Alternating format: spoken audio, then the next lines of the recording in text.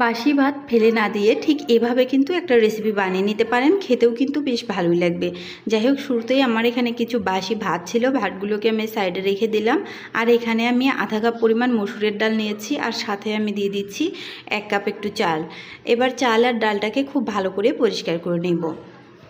আমি কিন্তু কখনোই ভাতটা নষ্ট করি না, যখন কিছু ভাত থাকে তখন আমি যে কোনো কাজে লাগাই।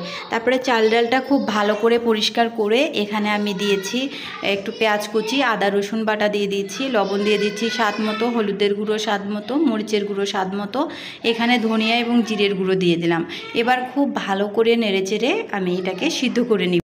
চাইলে কিন্তু এই খিচুড়িটা পাতলা টাইপের করে রান্না করা যায়, তবে আমি কিন্তু পাতলা করে রান্না করব না। ভুনা খিচুড়ি ঠিক যেভাবে রান্না করে সেভাবেই করব। এখানে আমি গরম মশলা, দারুচিনি, তেজপাতা এগুলো অ্যাড করে দিলাম। ঢাকনা দিয়ে ঢেকে এটাকে আমি রান্না করে নিচ্ছি, ফুটিয়ে নিব। অর্থাৎ আমি কিন্তু খিচুড়িটাকে একবারে নরম করব না, সেটা আমি দেখে দিচ্ছি, আগেও বলেছি।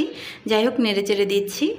তো ভাত যদি আপনাদের থেকে যায় না, এভাবে একবার হলেও রান্না করে দেখবেন। চাইলে এখানে কিন্তু টমেটো অ্যাড করতে পারেন বা কুচনো আলু অ্যাড করতে পারেন, তাতে করেও ভালো লাগবে খেতে। তো আমি কিছুই কিন্তু দিই নাই। যাই হোক, আবারও খুব ভালো করে নেড়েচেড়ে দিচ্ছি যাতে প্যানটার নিচে লেগে না যায়। এখন আমি চুলা থেকে খিচুড়িটাকে নামিয়ে নিব। পানিটা কিন্তু প্রায় শুকিয়ে এসছে। একেবারে ঝরঝরে করব না, যেহেতু বাসি ভাত দিয়ে রান্না করা।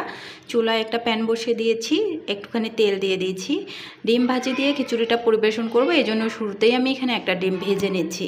তো ডিমটাকে আমি এপিস ওপিস করে যেভাবে ভেজে নিতে হয় সেইভাবে ভেজে নিচ্ছি ডিমটা। তো ডিমটা ভেজে নেওয়া হয়ে গেলে এটাকে আমি উঠিয়ে নিব। তারপর খিচুড়িটাকে একটু ফোড়ন দিব। ফোড়ন দেওয়ার ফলে কিন্তু আলাদা একটা টেস্ট আসবে, যেহেতু ভাত দেয়া খিচুড়ি, ভাতের খিচুড়ি।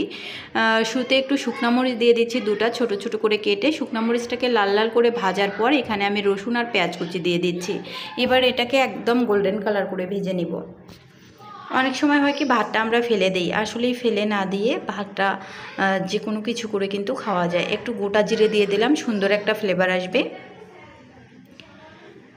হয়ে গেছে, এখন আমি খিচুড়িটা এর মাঝে অ্যাড করে দিব।